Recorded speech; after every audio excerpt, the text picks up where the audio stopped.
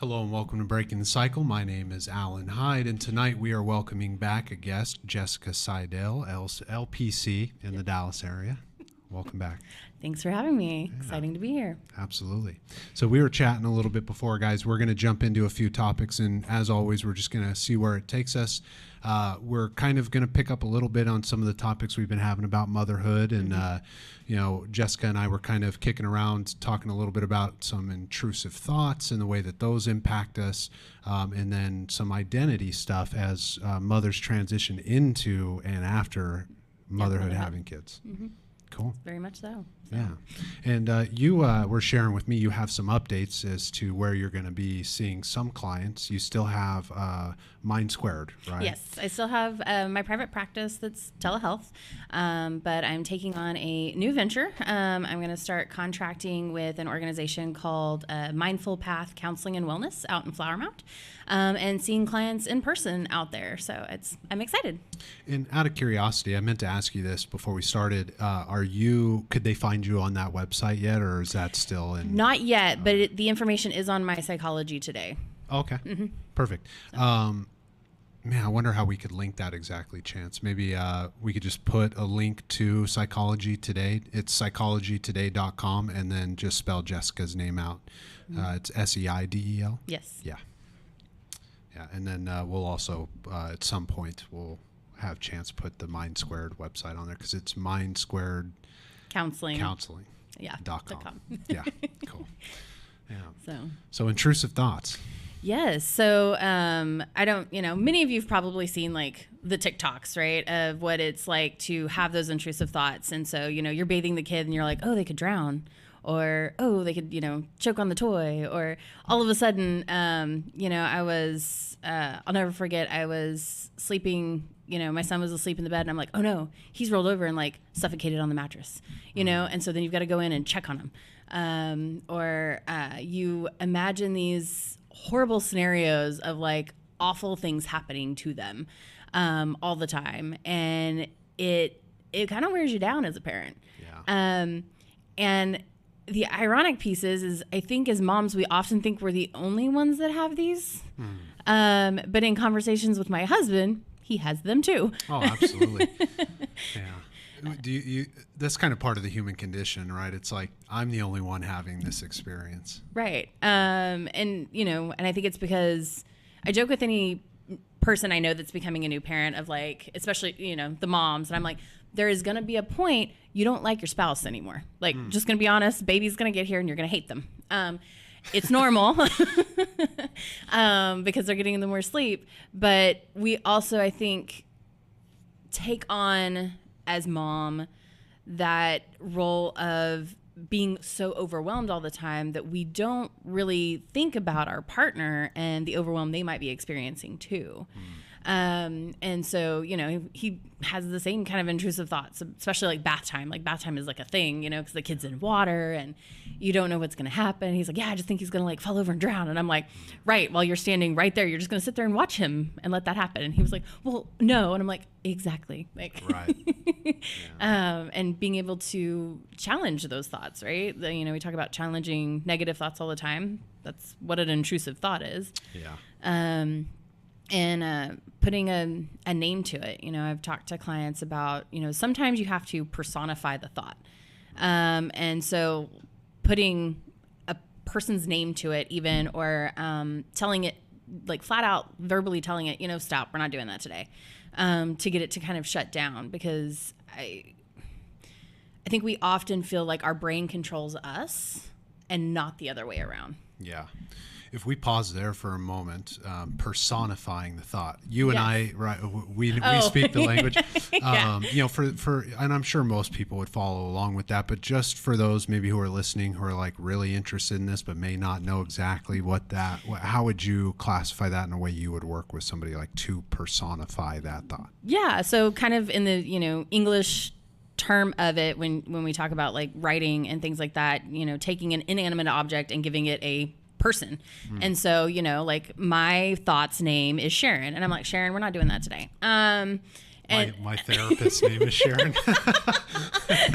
Sorry, That's Sharon. funny. Yeah, bless her heart.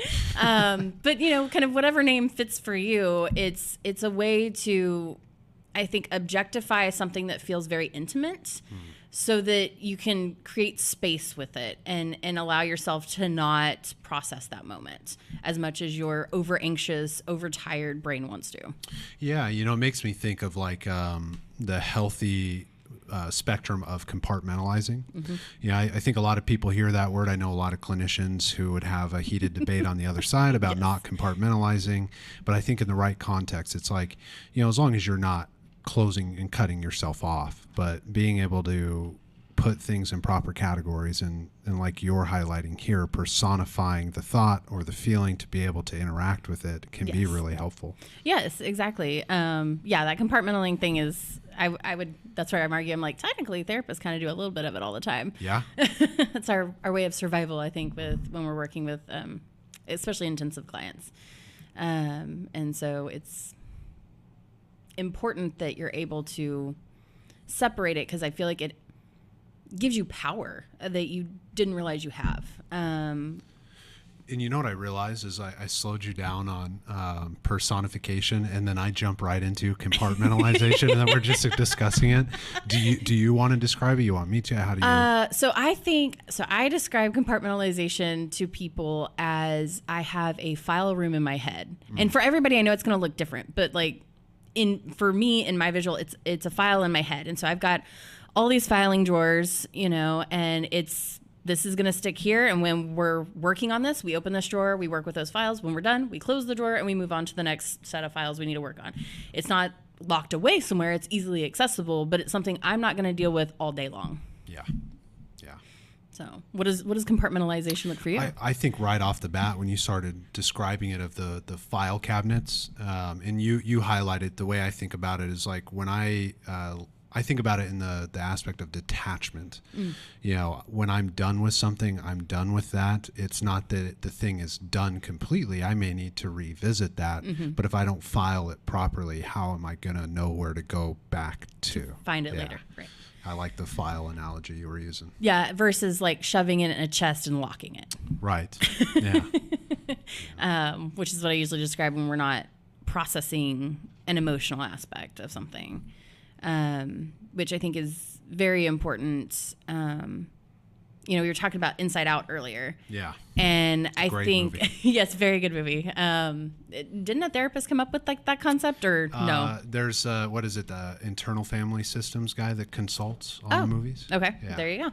And I think it does a really good job of visualizing how we will oftentimes not deal with an emotion to get through. And as well as it can be a coping mechanism short term, like if you've got to get through a tough meeting, or you've got to get through a family event like a funeral or Christmas or whatever the case might be, it works in short term, but at some point that emotion has to be allowed to come out.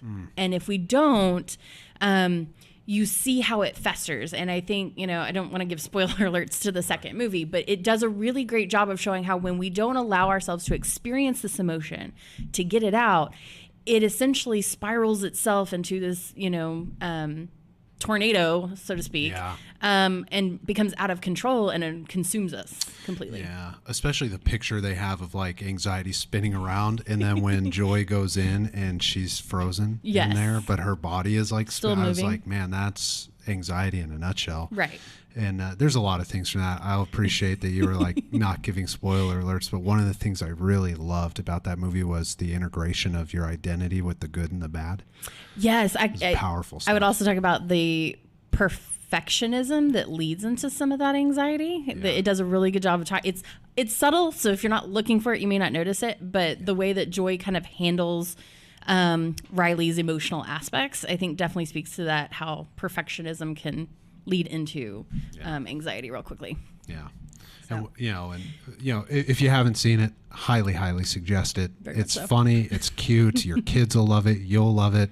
It's a great talking point with your kiddos. Like, oh yeah, I took my daughter, we went and saw it in the movie theater, and it's been a way for us to express emotions and talk about what they are, because I mean, I don't know about you, but I grew up in a family where we didn't process anything. You didn't talk about it. You definitely didn't share it with anybody, right? And I think there's a whole generation of that struggle with that.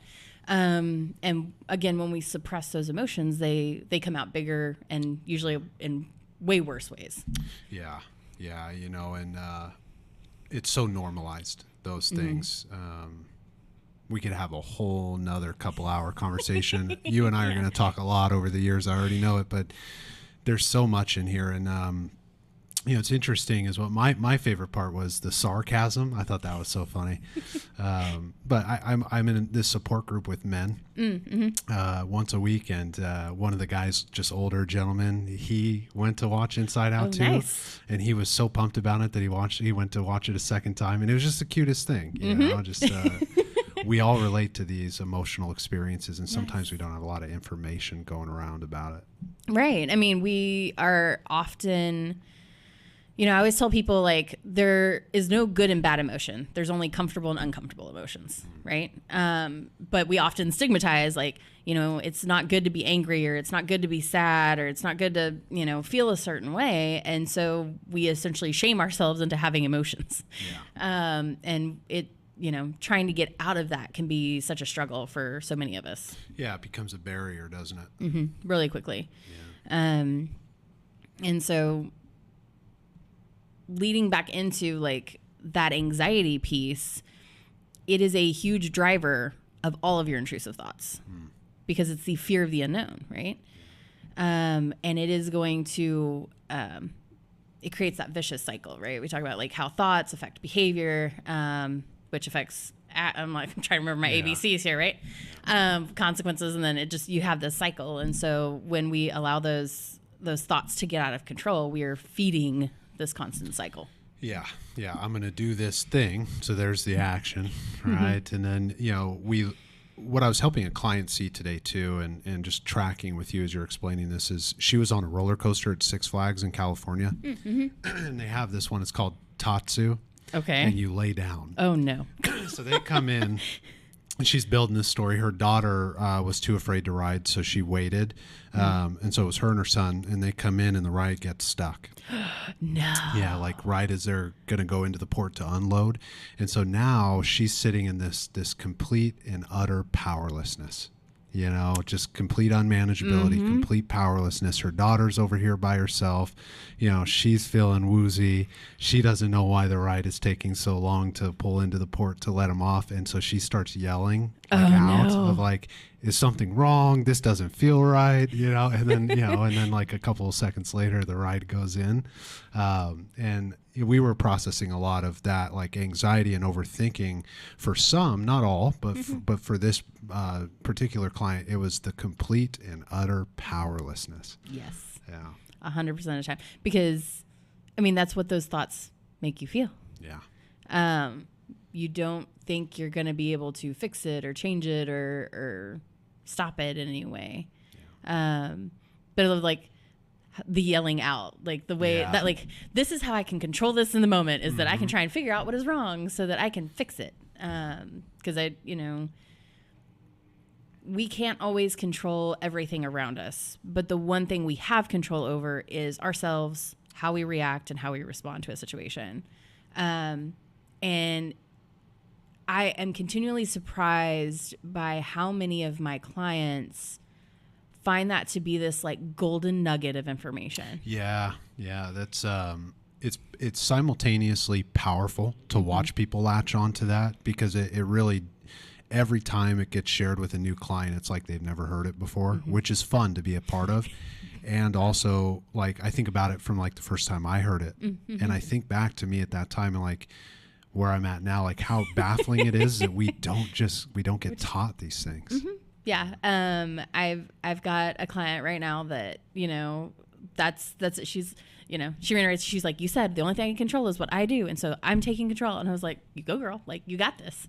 Yeah. And yeah, same thing. Like I think back to that moment in therapy, which, you know, I considered it like life altering, but he's like, you get to choose. I'm like, wait, I got choices here? Yeah. I have power and control over these things. It's life changing. Yeah. You know, it's, It's always interesting too, because there's a lot of different camps when it comes to like powerlessness, and you've got the recovery camps where it's like powerlessness and that's it, and then you've got the camps of like the people on Wall Street where it's like we control everything, and the balance. The best place I've ever read it, there was a hair on the table, it distracted me. It's in the Big Book, and it says proper use of will. And I've always latched onto the simplicity of that, of like I don't have to control everything. Right. But if I'm just focusing on the proper ways in which I can control myself and let go of all the things outside of me, I actually have control of a lot more than I think in this reality. Right. All right. Not yours, not chances, but mine. Yes. It's interesting you say that. I feel like I'm always, having conversations with people lately, especially. And I don't know anybody's like religious affiliation is, but like God's will, right? And like trusting a path or something that's supposed to happen, and what you can do to control that moving forward. Yeah. And how it unfolds, I guess is what I would say. Yeah, I've always been keen. Like, I make no bones about it. If I'm pressed or asked, I've got crosses tattooed on me. I mean, I'm a Christian. I was raised in a Christian environment, but I've always been really keen to, as long as you have a power greater than yourself, I'm not invested in how you define that. Right. And I was having a conversation about like painful lessons that people will learn on a path of growth. And I think there's, again, camps of people who believe like this is like ordained and all that kind of stuff. And then you have the person who's been hurt by the thing and they're like, this sucks. Yeah. And and like why would somebody allow such a bad thing to happen, right? Yeah. And this is, I was kicking it back and forth with a friend who she's got a lot of support in her life too, and we were discussing it of like, it's not that your higher power is making those lessons painful, it's your improper use of will. Right? It's when you're trying to control all the things that are outside of just the lesson that's being taught to you. And then one of the ways I've always viewed it and described it to clients is like, in the beginning the lesson is like chafing or mildly uncomfortable.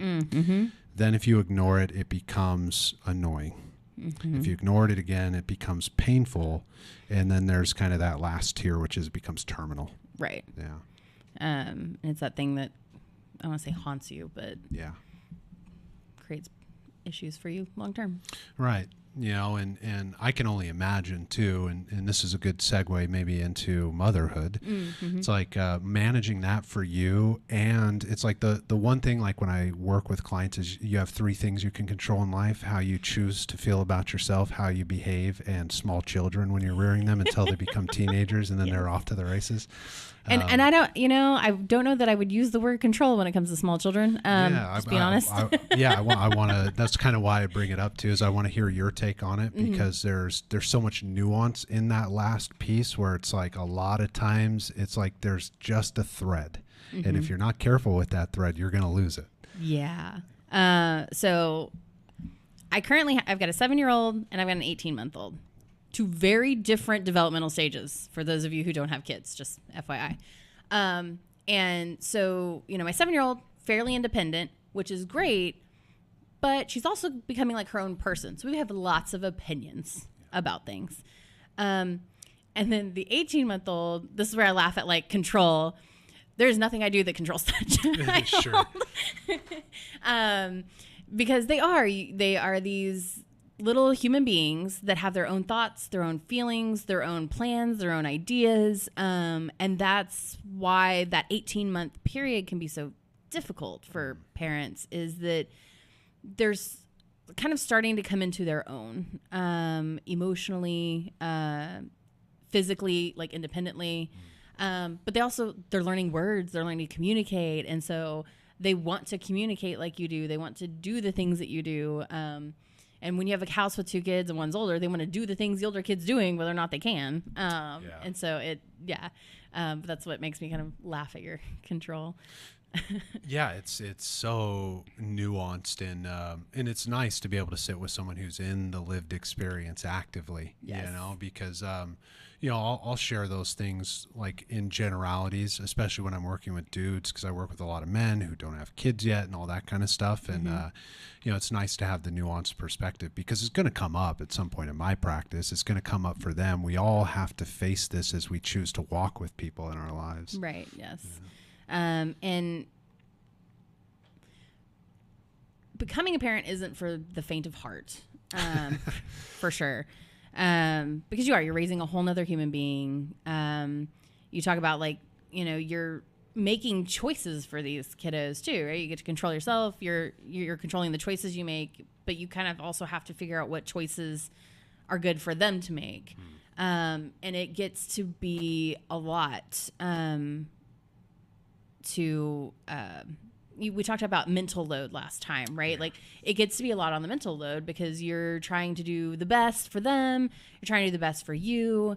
I ran across a quote, on Instagram today about how having mercy for yourself, because you're not only trying to create an environment for your child that is safe and healthy and, essentially different than what you grew up in, but you're also trying to heal yourself in this moment a lot of times. Yeah. Which means you're probably not being that quote unquote perfect parent in your head that you're trying so desperately to be. Yeah. And one thing I've talked to several friends about is that, and, I'd be really interested to hear a gentleman's perspective. So please comment if you watch this. But after you have a child, there's this kind of identity paradox. I don't even know if that's the right word, that you go through of who you are. And I've always described it as I feel like I'm in this alternate reality. With my daughter, it was really hard because it's nothing feels real. But you're experiencing it, but it's you're also experiencing it from a third party perspective. Yeah. Because it's so hard to describe it. Well, it's I'm glad we're talking about it, because when you had suggested some of the topics tonight, this is one, I think, to identity formation at any developmental point in life, for us adults that are probably kind of at the point where we're past all the tasks until the next major ones come much later in life. These are important conversations, and it is hard to describe.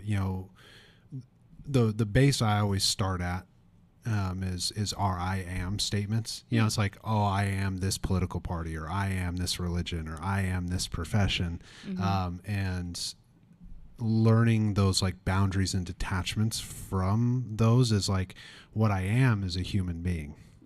Yeah. And I don't know why my gut, as I'm listening to you, and I'm trying to formulate a question here that leads in, is there's something about bringing another life in the way I've observed in people that I love, people that, I walk with in, just different sectors of my life that have children and have gone down that path. And, from a dude's perspective as well, I watched my best friend have a daughter before I had moved out here, and he changed a lot. Yeah.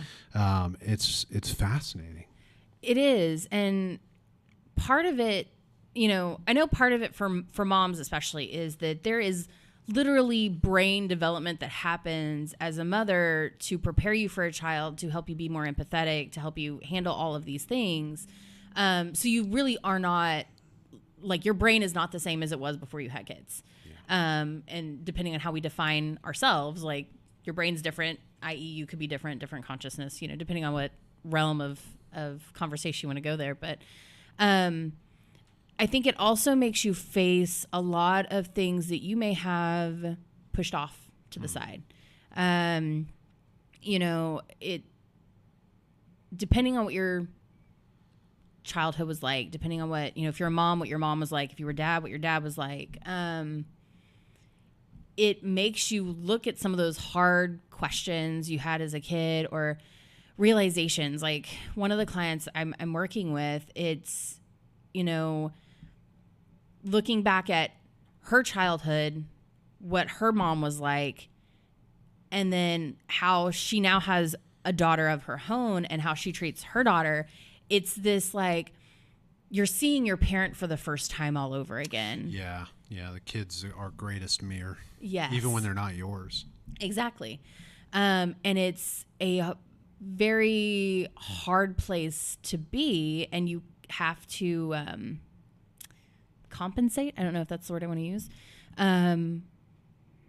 For the dissonance that's occurring in those moments. Dissonance. Yes. Sorry. The conflict that's going on in your brain of the who I am, who I want to be, who I will be kind of situation. So. Yeah. It's funny. My therapist had broken it down the other day. My heart has, over the years, it's like if you would ask me when I was young, would I entertain certain types of relationships, i.e. being a stepdad, those kind of things. If you asked me when I was 21, I just wasn't thinking about it. If you ask me now in my mid-30s, yeah, sure. One of the things that's really interesting about it that my therapist highlights is there's a shift that happens for young ladies when they have kids around selflessness that you don't see often occurring when they don't have children and they get up in those ages. So I'm curious, I see, I want to let you jump all over it. And I see you chomping at the bit. So I'm going to shut up. I want to hear your perspective on these things. I laugh because I think back. So like my husband and I have been together 20 years. So we started dating when I was 19. So been together a long time, grown together. It's been a lot. And I think back to, I remember going out to eat with his family, and they are plate sharers, if you know what I mean. Like everybody orders, but everybody kind of like picks off of each other's plate. My family didn't do that. Like my plate is my plate. But I also, you have to realize, like, I am the oldest girl of, was there 5 of us? 5, because I have 4 younger brothers. So my plate was my plate because otherwise I didn't get to eat. Like they're boys, they eat everything. And so I can be very territorial about stuff. And my husband's pointed it out in a few different ways in the way that, I've done things over the years. And it's so funny, you laugh at it as I'm literally sitting here, I think at dinner last night, and even today, and my son's like all over my plate. And I'm like, yeah, it's whatever. Like, just eat. It's okay. I don't care. Yeah. I'm like, oh, I didn't realize that had shifted for me. And I'm like, touche. Yeah. Things I would have never thought about, like from the male perspective, is like there really is something so gentle about a mother when she steps into that selflessness. My therapist gave the example of like, you find who you are when a baby vomits all over you. Oh, amen to that. Yeah. Oh, yes, you do. Because either you deal with it or you're also vomiting. Like that's really the only 2 categories that ends up in that situation. And yeah, how you recover from it. Because now, you're covered in vomit, the baby's crying, and you've got to get yourself clean, calm the baby down, keep yourself under control and calm to keep the baby calm because they're upset, they don't feel good, and deal with any emotions of like disgust that you currently have going on with what just happened. So I think there's something it's so unconditional. Those who navigate it, and again, it's like nobody's perfect. No. And so I want to be real clear about like the unconditional nature of it when you're allowed to have some reactions, right? So if you're listening, it's like we're certainly not talking about, again, perfection like we were touching on earlier. There's definitely retching sounds happening. Like. Oh, absolutely. And but to watch, I've never seen anyone get vomited on, but to watch someone in a difficult situation with their kids navigate it with grace is just, it's unconditional, and it's hard not to have respect for it. Yeah. It makes me think of any mom you've ever seen in a grocery store with a toddler. Like, we've all been there. We've all done it. They're either tired or they haven't eaten or they're thirsty or, they're just having a bad day. And you're trying to get through the grocery shopping. You're trying to do your own thing and they're having the meltdown and you're like, oh my God, everybody's staring at me. How am I going to deal with this right now? And you're trying not to have a meltdown in the middle of it all. I've never experienced this or anything. And I'll go to the store and you see these moms and it's like, do I go over there and tell her like, oh, great job, Mom, you've got this? Or do I just kind of like let it go? But I always think like, somebody's having a bad day. I'm so sorry. Yeah. I have actually, I think I had a mom one time be all like, you're doing great. And you're like, Thank you. It Well, it's a nice little thing. because I do think there are a lot of people who get judgmental about that kind of stuff. I mean, society, you're always going to have both camps. I would argue there has been a point, all of us in our youth who have seen that and been like, my child will never. Yeah. And you've eaten those words once you've had children. Yeah. Well, I'll wait for the day, but I believe you. Yeah. And I've heard from like anybody who's close in my life who has Same. kids, you're describing situations and conversations I've had that they've actively gone through. Yes. So it's pretty universal. What would you say to the mom who is in the store and somebody comes up and has judgmental expressions towards that experience? Try not to hit him, first of all. That's only assault and you're getting in trouble. I think this is where boundaries become really good. Of being,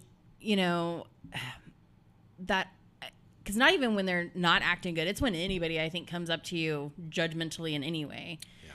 Yeah. That you have to set that boundary of like, I hear you, but this is my kid. This is how I'm handling it. I think usually a mom's response is like, well, do you have kids? As in like, have you had to deal with this before? Because either you're here to help me or you can just kind of go away. Like, I don't have time for this right now. Because it's too much because you're already overwhelmed in the store trying to deal with the kiddo. And so it's one of those where I always come back to like, it never hurts to be kind. Sure. And if it's that frustrating for you to be in a grocery store and hear a kid crying, what is it about the kid that's stressing you out? Yeah. What does that say about you? Yeah. Are you stressed because you're empathizing with this child's distress and you want it to stop because it makes you so uncomfortable?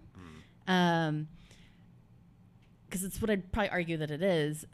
Or because you see it as this like inconvenience in some way. And really, how is it inconveniencing you if they're not stopping you from shopping? Right. So. Yeah, and this is where we could go round and round and round on this one because there's so much truth to what you just stated. Like when you're out in public and someone has a judgment towards what you're doing, and you're not harming anybody.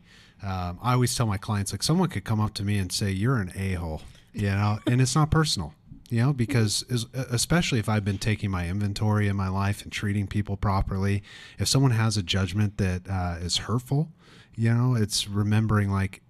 Either I am and I need to clean that up, right? Or it's just not personal. They're allowed to believe whatever they want. Yeah. And thank you for the perspective. Like that, there's a good response if you're ever looking for anything that's your opinion. Okay. Yeah. We use this one in the support circles I'm in where we say, you may be right. Yeah, exactly. In my mind, you may not be. But that's usually where I'm like, right. You're not wrong. I don't know. I think the overall is that it's a lot to be a parent in any situation, whether you've given birth to children, whether you've adopted children, whether you've taken on children to help support other family members. It's hard work. Like you're raising another human being. You're trying to raise another human being. You're trying to maintain your own mental health. You're trying to create a stable household, right? Be financially stable and whatever that is. And you're wearing so many different hats all the time. It is easy. It's a cop out, I would say, to judge parents in their, imperfections. And it's harder to sit with them in them instead. And what could that look like as a society if all of us parents and individuals just supported one another in our struggles? Community, right? Yeah. It's such a, I've never had a client that's come across my therapy chair where I haven't tried to help them find some form of community. It's already hard enough out there for everybody, and we all have our unique struggles. And so finding people who are going to be that for you, it's like I pitch that until the cows come home. Yes. Yeah. I mean, that's research shows why group therapy is so effective, right? Yeah. Is because, none of us want to be alone. I remember in grad school that being kind of the key takeaway is that, like, we all want to be seen. And the more we can help each other be seen, the easier it is to connect. And when we connect, right? So Brene Brown, like, when you're connecting, you're not disconnecting, right? And we're building relationships that way and building understanding. And it's a vital thing to community, but also to society.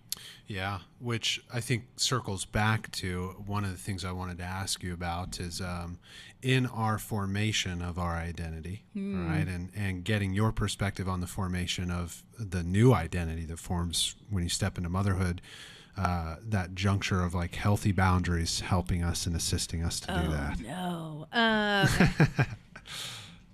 That's another fun part of parenthood. Because when you become a parent, you don't become a parent in a vacuum.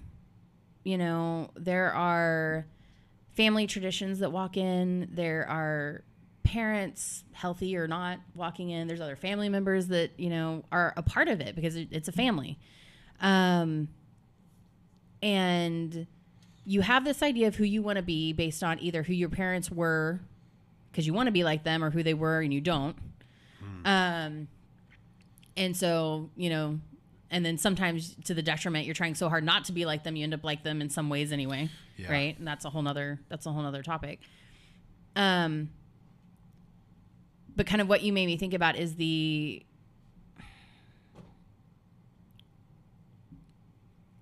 boundary you even have to set for the family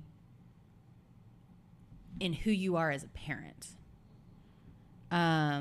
Because especially if you are that parent trying not to be like yours, there's that conflict that comes in, and here you're trying to do all of this and you're constantly being told it's wrong. Yeah. Right. Or they're usurping your parenting techniques or your parenting authority, whatever term you want to use there. And it makes it hard to know if you're making the best decision for your kid. When you say there, are you talking about the partner or parents? Both sometimes, yeah. Depending on, your scenario, because let's face it, there's 100 of different ones you could go with. And it's one of the hardest parts of your identity to come up with because it's holding it. It's giving space for it, and one of the things, so for example, one of the things that my husband and I talked about, and really I talked to him, anyway, was that when, our daughter was born, is that like social media and pictures, right? Like allowing her a chance to have her own identity outside of social media. And then hugging. So I'm a big child abuse prevention background. And one of the number one things to help prevent that is body autonomy. And so not forcing upon physical touch. Yeah. And this is a very hot topic, especially here in Texas, and respect. It's a whole thing. But it was, I'm never going to make my child give you a hug when they're not comfortable with it. Right. And having to set that boundary because this is who I want to be as a parent. This is the line I want to draw. This is the autonomy I want to give my child. And then constantly fighting for it. Yeah. To maintain the identity. And what is it's perfect because I was just like right there with you is what is the identity? And it does, you and I know we could go into so many branches, as you can too, listening along. How would you define it? I mean, for me, it's being the safety for my child.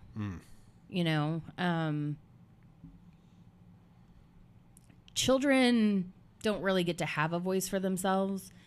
Unfortunately, I think we're getting a lot better. Bluey being a great example of that. Bluey. But, historically, children have not had a voice, and children really haven't been allowed to talk. And so respecting her thoughts or their thoughts and feelings, now I have two of them, and being the safety they can come to with all of those. Yeah. And letting them know that I'm always going to be on your side. And that can be hard when you have family members that are contradicting that sometimes. Yeah, absolutely. So. And Bluey is a cute little blue dog for those following along, not to be confused with Blue's Clues. It's just this generation of blue dog. I don't know. What do you think that is? People love blue dogs, man. You know, I don't really know. I was not a Blue's Clues kid. Sorry, y'all. But I've definitely gotten into Bluey. So it's, for those of you who have no idea what I'm talking about, it is a cartoon that comes out of Australia that are these dogs. They're all dogs. It's an entire like community of dogs. And it's a family unit. And it's essentially, I joke, it's a parenting show that kids like to watch. And that's not to be confused with like Paw Patrol, right? These are all different shows about dogs, right? Yes, yeah. Paw Patrol is more about teaching like teamwork and helping others, and they go and rescue people. Bluey is just a family unit kind of getting through the daily life. You know, my husband jokes that like Bandit, who's the dad, like sets unrealistic expectations of how we play with our children. But it is one of those that like you have to kind of decide what parent you want to be and then sticking with it. Well, I like that you circled back because you had said something really important about being the safety for our children, while also it's kind of like even how we would maybe describe boundaries sometimes of like protection and containment. Yes. Right. And now I've kind of got to grab some little humans and contain them and protect them. And now there's moving parts. And now all of a sudden the parents are behind me. I'm like, how the fuck did you get back there? Exactly, right? And so you're on guard, and you know, for some of us that can be very triggering. You know, I've got a client in particular, like, you know, mom is a trigger, and it's one of those that it makes it hard to know who you are all the time, or trust who you are all the time. Because I think as parents, part of that intrusive thoughts, we always second guess our decisions, even after we've made them, after we've decided this is what we're doing. You're like, was that the best idea? And just hope it is moving forward. Yeah. Without this, I think is a big part. Just as I'm conceptualizing and listening and hearing you, is like that's another big piece of making sure we don't become our caregivers. You know, seeing the. You know, when we set those boundaries, and I'm sure you would agree with this, is like we in those moments get to see what we didn't like and what we do like about the way we were raised, and what we probably did like were those abilities at times to set the limit. Yes. Yeah. Yes. You know, there's a parenting curriculum called Nurturing Parenting, and I taught it for several years. Nurturing Parenting? Nurturing Parenting, yeah. It also has a unit called Nurturing Fathers. But one of the sections it talks about is what it asks the parents the question of what is a memory you have of spending time with your family that you remember the most, and why is that important? And it's profoundly all of these quiet moments that we often have with our parents. And, you know, in teaching classes, it's, oh, you know, I liked getting to come down in the morning and sit with mom at the breakfast table, or you know, it's all of these connecting moments. And I think, you know, when you talk about like the things you want to take away from it, those are oftentimes the things we're trying to, I think, to recreate as a parent. The struggle sometimes though is the generation. You know, I think to my daughter of like, all these moments I want to create with her and let her experience them as I did. And in becoming a parent, I realized like, I grew up, my grandparents were well off enough. They bought a house on the lake and they lived in the woods. And so that song of like, over the hill and through the woods to grandmother's house we go. I thought everybody's grandma lived in the woods. Watching Charlie Brown and realizing his mom lived in a condo rocked my world. Yeah, mine lived in a trailer park. Exactly, right? And so like, realizing my daughter's not really going to get to have the moments of spending 4th of July on the lake, popping fireworks in the sand, or, you know, running down and getting to have that piece. Like her experience with her grandparents, my parents, is going to be different because they're in the house I grew up in, right? And what that gets to be like for her, and how can I create what the values are that I learned in those moments instead of having that exact moment recreated. Yeah. While also navigating being her safety and the safety for an 18-month-old, and being a wife that doesn't want to beat up her husband, and going to work and doing this podcast. Hashtag mental load. Yeah.